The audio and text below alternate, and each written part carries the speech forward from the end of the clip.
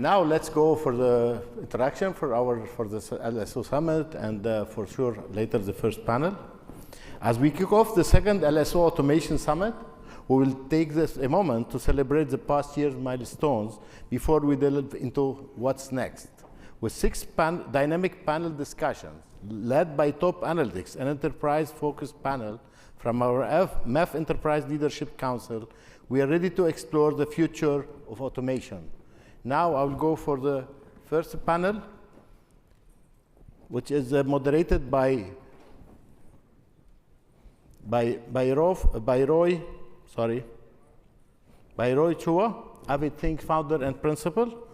Roy, if you can start, just join me here on stage and to introduce your panelists. Thank you. Thank you. Thank you. Thank you. Excellent. Oh, I got the clicker too. Yeah. I'm not going to need the clicker. You will not use? Okay. Yep. We don't have slides. Fine. I mean, it's a panel, so yeah, we're not going to bore you with slides.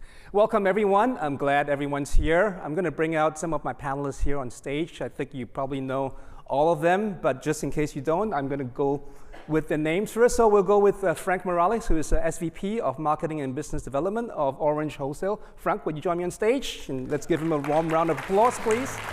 Followed by Fahim Sabir. Fahim is Director of Digital Solutions from Colt Technology Services. Fahim, if you would join us on stage.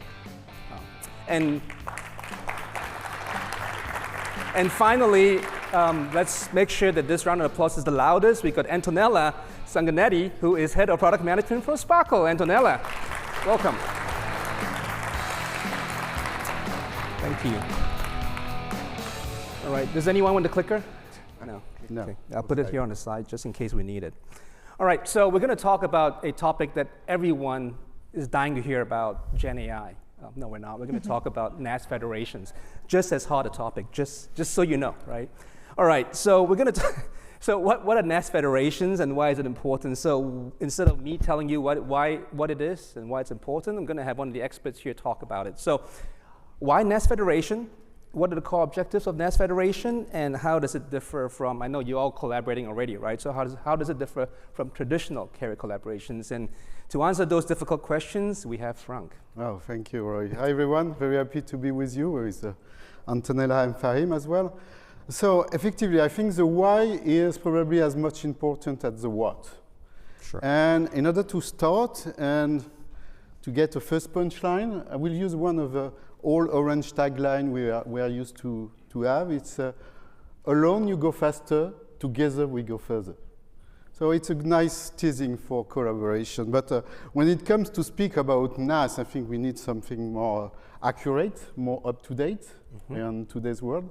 So I did ask my dear friend ChatGPT about NaaS. It's all our friends, the same friend. We have the same friend. We have the same friend. So, and I asked ChatGPT about a few questions. And I say hello, always say hello to ChatGPT. Hello, or bonjour, or hi, or hola, whatever.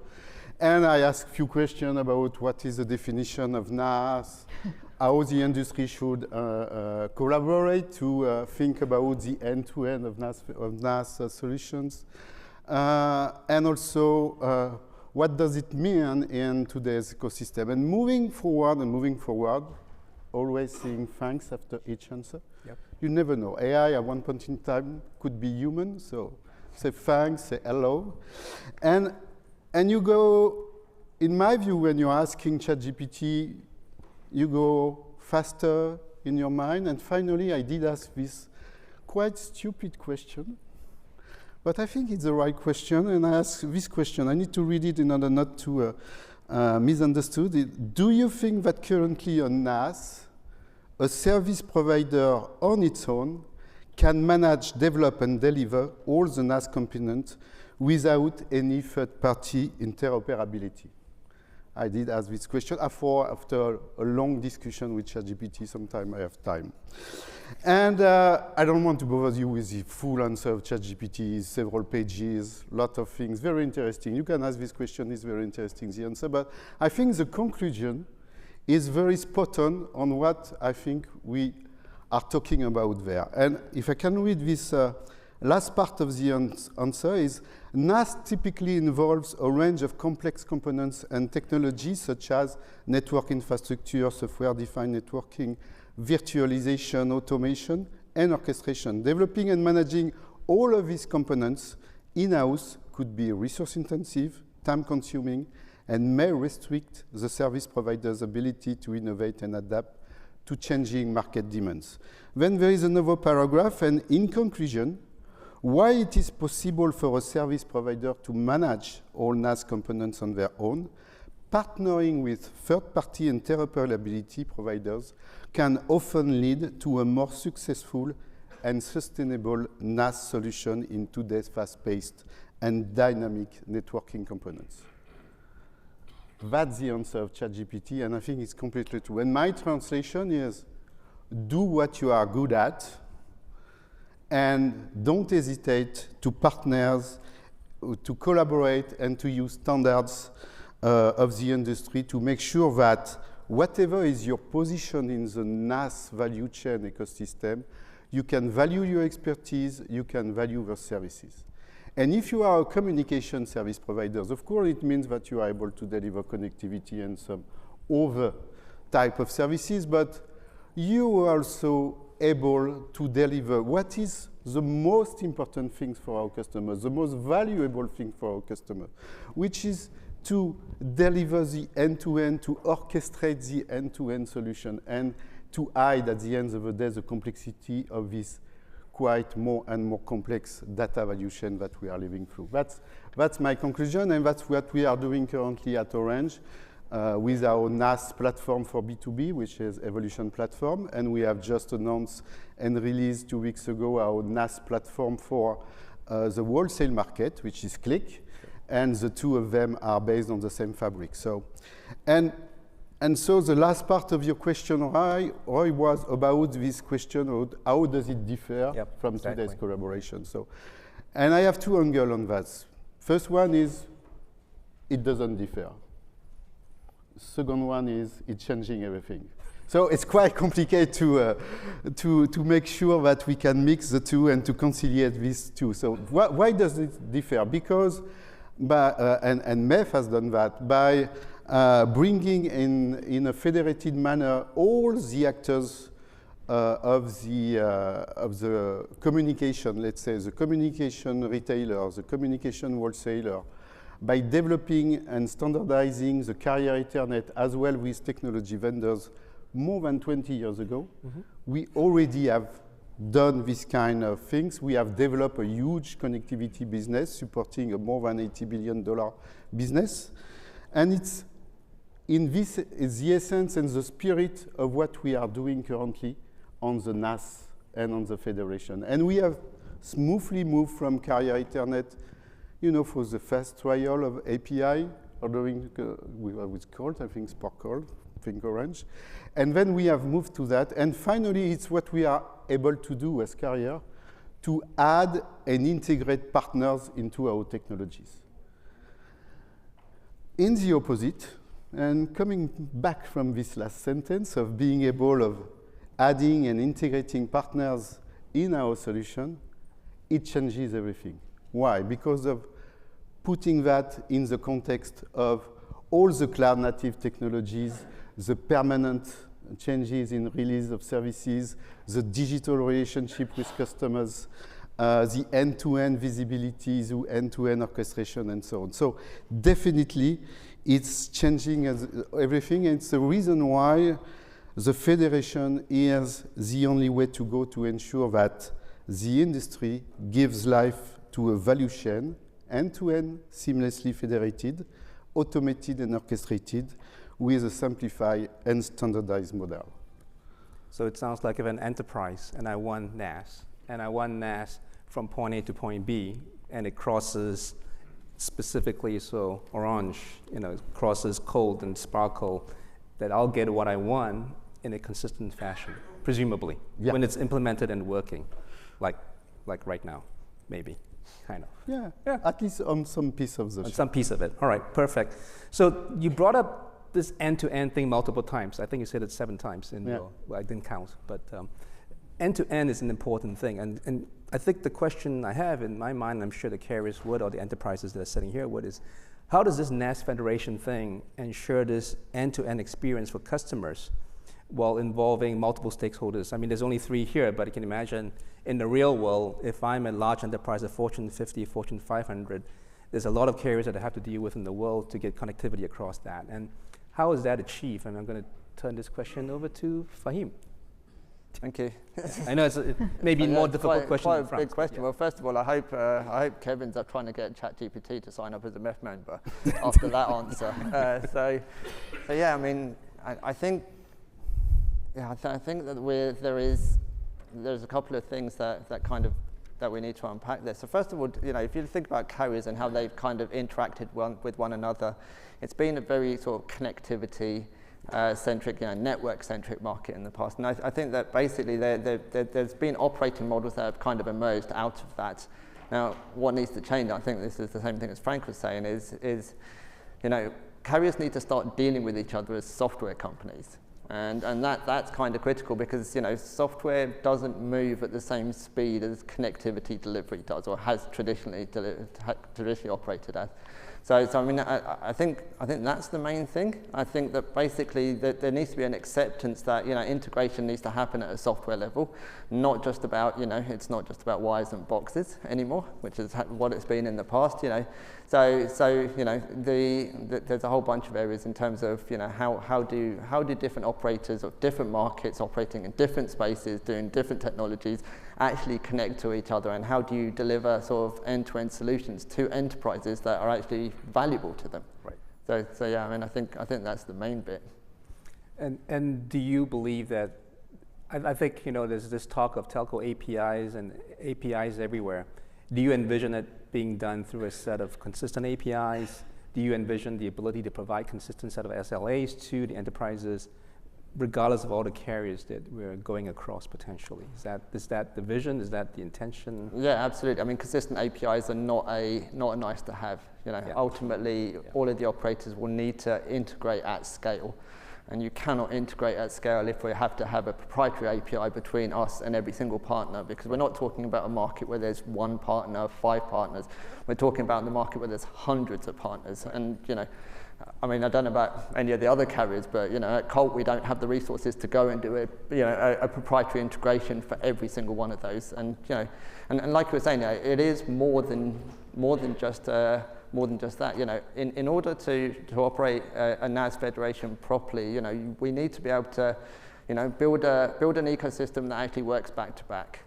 So what I mean by that is, if I want to connect to, let's say, for example, to Sparkle, then Sparkle needs to be able to bill Colt in a way that Colt wants to bill its customer. Right. Otherwise, things stop working. The SLAs have to kind of operate on a back-to-back basis, and we're not talking about SLAs just around connectivity anymore. We're also talking about SLAs in terms of delivery and experience and all the other things as well.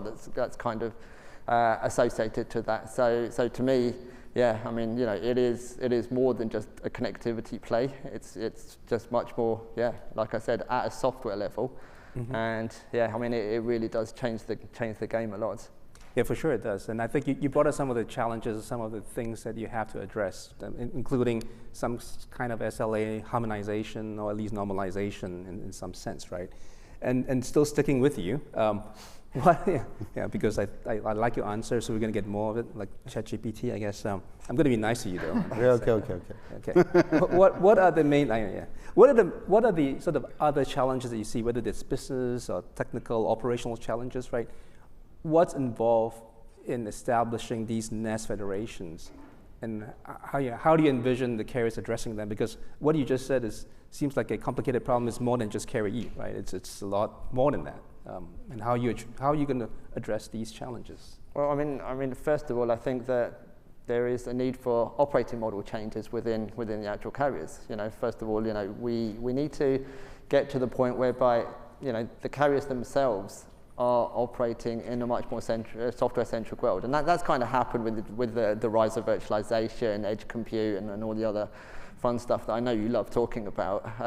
But what we now need to do is, we need to, and I think it's quite a quite a big problem actually to solve. Is, you know, in terms of all of our support staff, you know, there's a lot of cross training, a lot of upskilling that needs to happen for them to be able to, you know, even be able to answer the phone. And, you know, when a customer is trying to, you know, do something on a portal and it's not working, you know, be more like, you know, how do I actually guide you through that process to be able to support you? It's not just a case of, you know, my connectivity is broken, okay, let me call up an engineer that can actually go fix that. It's literally about, you know, the different sort of gamut of engineers that you actually need to deal with kind of increases quite significantly. Right, I think, I mean, yeah, what you're pointing out is if I just show a complicated service, you know, a NaaS service, a sort of upper layer, right, overlay on top of an underlay, and it crosses sort of 3 or 4 carriers, and you try to troubleshoot that, that's a full stack visibility, observability across carriers. So you're going to have to try to figure out, like, whose service is incorrect where, right? And that's a lot more complicated than it used to be. And as you point out, a lot of it's in software, but again, you know, it's always in software now, isn't it, right? And the answer is that, oh, it's in software somewhere, go look for it. That's not quite going to work. And so there's a lot of work involved, and I think some of the things you brought up, upskilling, you know, cloud native, those are things that carriers have to do anyway, right? I mean, if we don't modernize, if you don't cloudify, if you don't become more agile, then it doesn't really matter, right? NaaS federation or otherwise, right? It's sort of those elements that are necessary. So we've talked a lot about sort of inter-carrier, but we also recognize that it's not just the carriers that are providing elements of the service, and certainly, you know, the enterprises are the ones that are also consuming the service. And so recognizing that this NaaS federation is not just a carrier-only initiative, what do the other players, right, the enablers, the technology vendors, you know, what roles do they have in this whole new NaaS federation ecosystem? And Antonella? I guess so. Yeah, that's true. There are new players in this NaaS picture, and I think most of the keywords have been already mentioned by Franck and Fahim. You know, there are technology vendors, there are SaaS providers, platform providers, security providers. So we need to follow the needs for digital economy. That is not just about connectivity. The cloud-inspired experience that we wanted to provide with NaaS is not just about connectivity, but it's providing a full suite of, let me say, automated components, digital components, automated and interconnected digital components that altogether provide the end-to-end supply chain for NaaS, whatever it is. And so we see into the picture many new players that we were not expecting to have in the past, not because they were not there, but they have different roles and different dynamics in this NaaS picture. And we have experienced as Sparkle, for instance, in the last service that we launched just today, that we met and we agreed APIs and blueprint and governance with the companies that we never thought we would have a relationship in the past.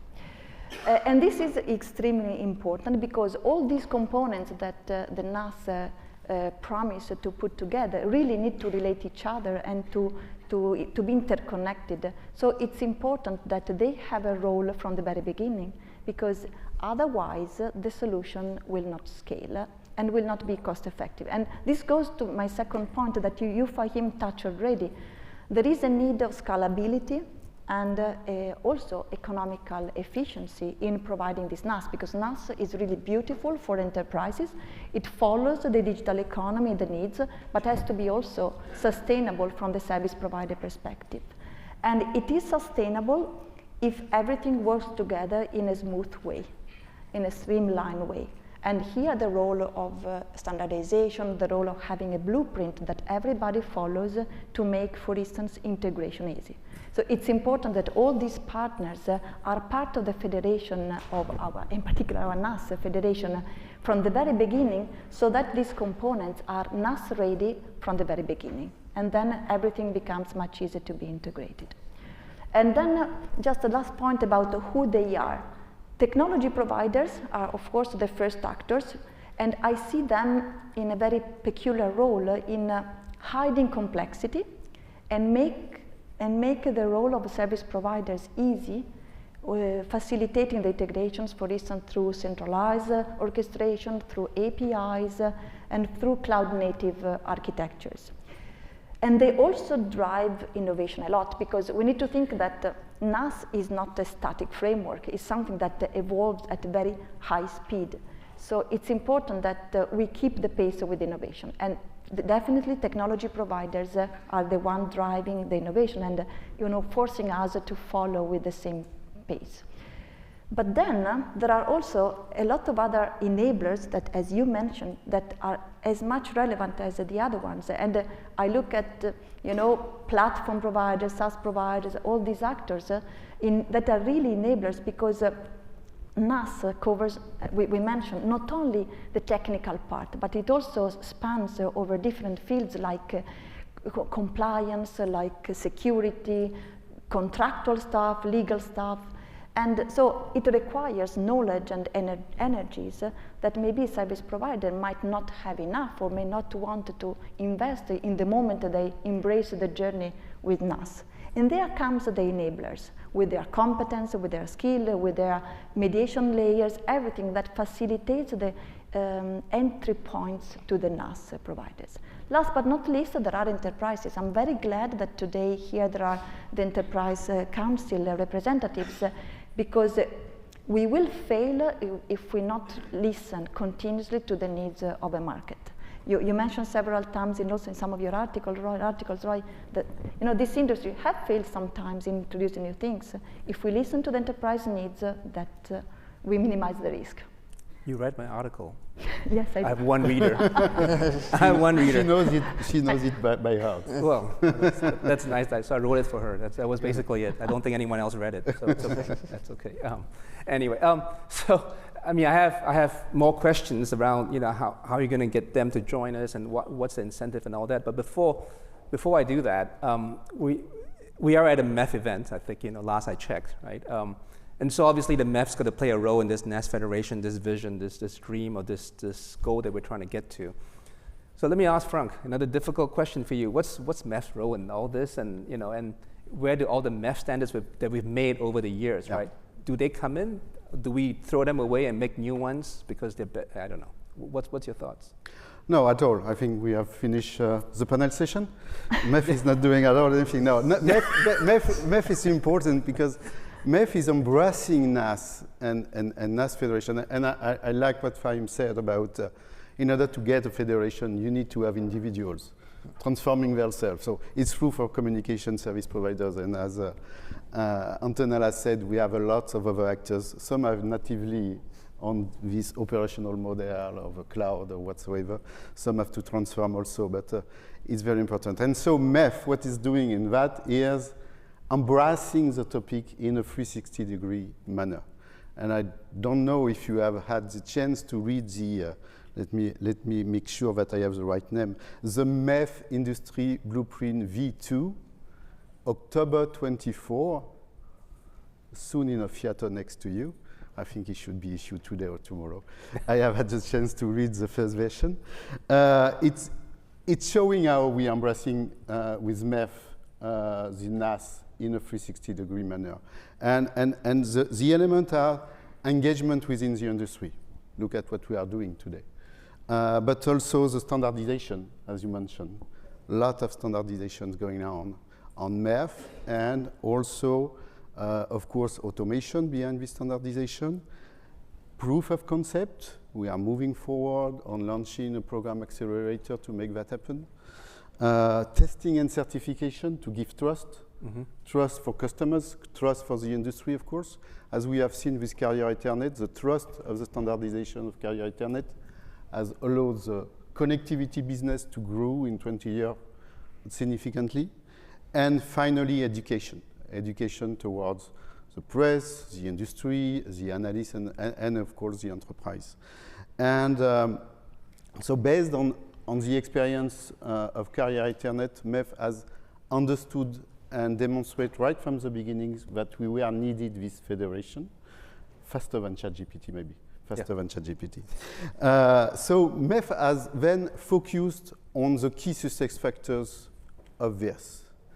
Key success factor is starting by making sure that we all have the same NaaS definition, that we agree on the important use cases, the first one, what should be next, but let's start, make sure clearly what we need to do as first use cases.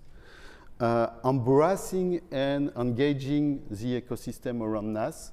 So of course, MEF was with service provider, technology vendors, but we are seeing a lot of new actors coming to MEF because we need a wider ecosystem to make that happen.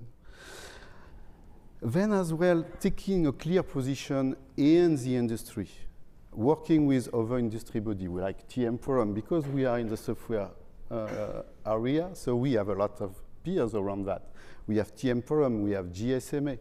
GSMA with API, camera API, we need to work with them, and I know that.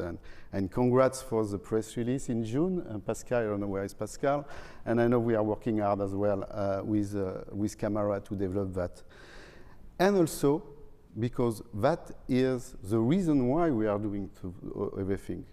The reason why is to make sure that enterprises are confident enough to adopt NaaS, to develop the usage of NaaS, the consumption of NaaS, so trust and certification are there to give this confidence to enterprise.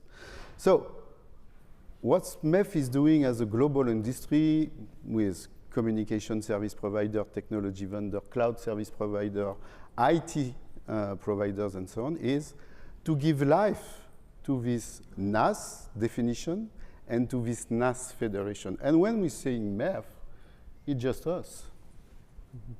Is MEF as an industry body, but is what we are doing all together. So that is very important.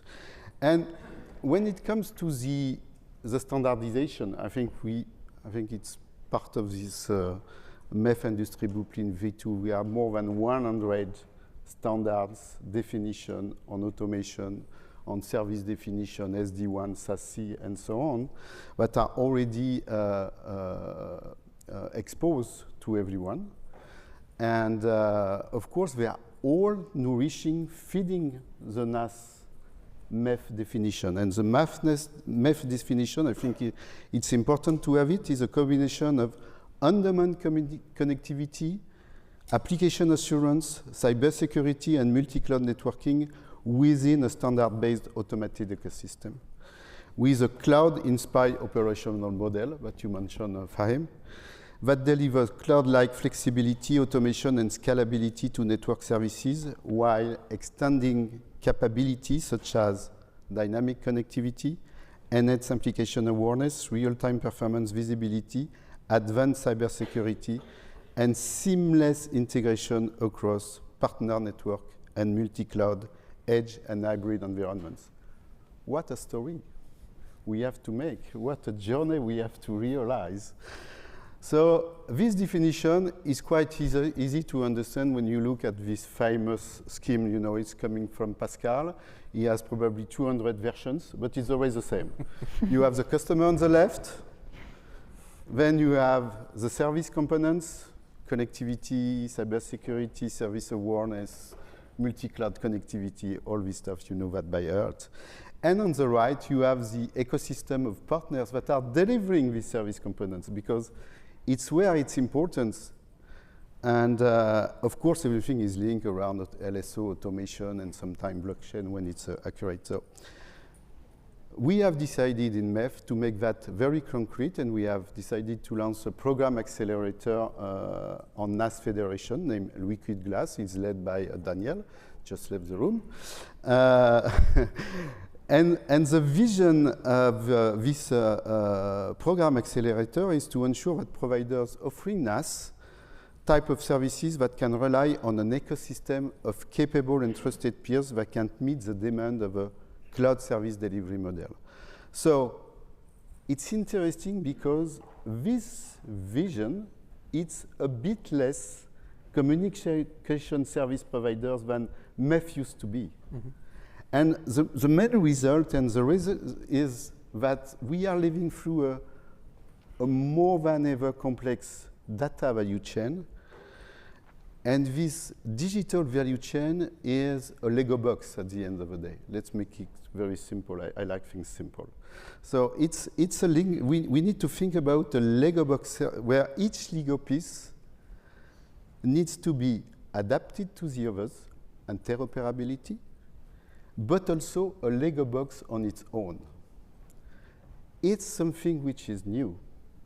And this is due that any Lego component remains, of course, key for the build phase. Building is always easy. It was the case with hardware, brick and mortar box, firewalls, and so on. Even if it's complex today, it remains the easiest part of creating something on end-to-end for our customers. But today, it's much more important as well that any Lego brick requires in the life cycle the ability to innovate and to adapt to changing market demands. It's the reason why each Lego component should be at the same time interoperable with the others, but a Lego box on itself, because it needs to evolve across the journey of the customer demand. So to conclude, I do believe that MEF is playing an essential role on shaping and making concrete the NaaS Federation. So please do your part and go fast alone, but further with MEF NaaS Federation. Oh, thanks. Thanks, Franck. There was a I would say, a rousing call to join, right? I think, yeah. You know, I think that, and I think there was some clapping. You can clap. It's okay. I think, you know, it was a rousing call to arms, and because Daniel stepped out for a minute there, yeah. Can you repeat the whole thing again? Because if you could do that. Yeah. I can give you. Yeah, just do it here. It's okay. Yeah, I think we have time. But I think that's a good vision. I always like the Lego blocks, right, and the Lego bricks. But I think it's also different. I mean, I'm always concerned sometimes, like, you can build these pieces, but anyone who's tried to build a Death Star or Millennium Falcon, when you have thousands of Lego bricks, it can still be a challenge, right? Yeah, it's Lego bricks, but it's not that easy to build, and I'm not that good at it. I play with the Duplo, you know, the big ones that they have for little kids. Yeah. That I can do, right? But not. It comes from far away. Yeah, I know. So I think, you know, I think that was really good. Now, in terms of sort of where things are, and what's the value proposition for some of these new players? I know, Antonella, you talked about it. So we have MEF, we have these efforts, we talk about the program, we're going to get started, right? So if I'm an enterprise, if I'm a software, an ISV, I'm a cloud provider, right? What do you think the reaction would be to Franck's sort of call to action, right? Call to arms. What's in it for them? Yeah.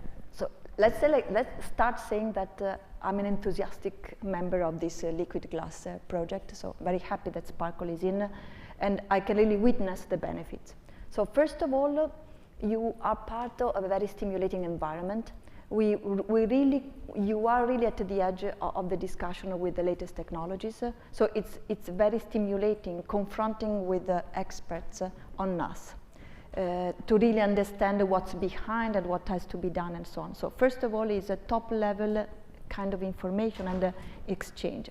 Second is we have a very pragmatic approach. We really, because we have a very good governance. The governance is that the members meet periodically, and each of them propose, or if they want, propose a very pragmatic use case to implement NaaS, to develop NaaS, and they check if it makes value for the rest of the team. So we come out with a very serious confrontation on the use cases. And if the feedback is positive, then we move on with piloting or implementing. So it's not just a theoretical exercise, and we have a lot of theoretical confrontations and learning about NaaS and the future evolution and vision, but we really aim at a very pragmatic approach. So I think this is a very important value proposition. And of course, there is also a lot of networking. So for the enterprises, for enabler, for technology providers, get in contact with service provider and with the rest of these ecosystem members has a lot of value, because you can really understand their needs. And so we de-risk the possibility to fail. And also, I wanted to emphasize the call to action, because my background in my career comes from the vendors. And from the vendor perspective, there is a lot of competition. What I was impressed in a positive way of this world of the service providers, but now we are enlarging to this whole ecosystem of NaaS, is that yes, there is competition, there is differentiator, but in the end, the federation wins. Because in this exercise of the network as a service, we really win if we are able to create the full supply chain. If we can really create this dynamic, automatic, on-demand, self-ordering, self-everything, end-to-end provisioning and delivery of the service. And we can only do like this if we really work together and make all the pieces together. Fahim, you agree? Join us. Yeah, very much, very much. So, yeah, I mean, ultimately, you know, we're in an industry whereby location matters, and it matters a lot. Yeah. You know, one of the key things in terms of, you know, making ourselves attractive to other providers, other vendors in this area is to actually, you know, rather than being we're going to deal with France, we're going to deal with the UK, we're going to deal with Italy, we're going to deal with this location, you know, that's not particularly attractive to global players in the cloud space especially. So, you know, by having this, what we're actually offering to other large players in different market spaces is the fact that we are one. Yep. And I think that's the key, right? And for an enterprise, right, if I can come to any of you, right, as the entry point or and I say, I want this set of services, regardless of which country, regardless of where it is, right? I can get a set of services from you, that one service, right? The one API, so to speak, right? No, forget about that. But the one service that I can get from you, I think that's the value to the enterprise. Lack of hassle, consistency. And then for the other enablers and the technology partners, I mean, the carriers have a good track record of crossing boundaries or having services across boundaries, right? Whether it's mobile, whether it's wireline services, we know that. We do that all the time.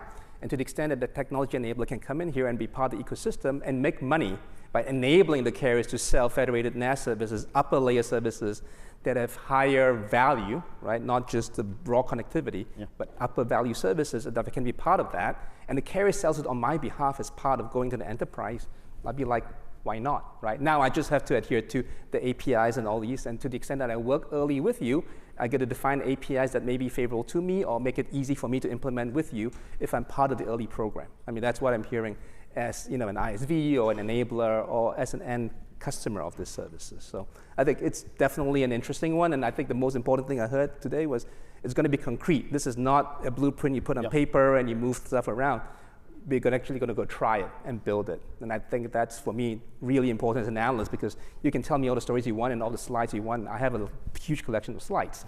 But I think what's important is it actually works in real life, right? So thank you. So appreciate that. Well, thank you. Let's give the panels a huge hand, big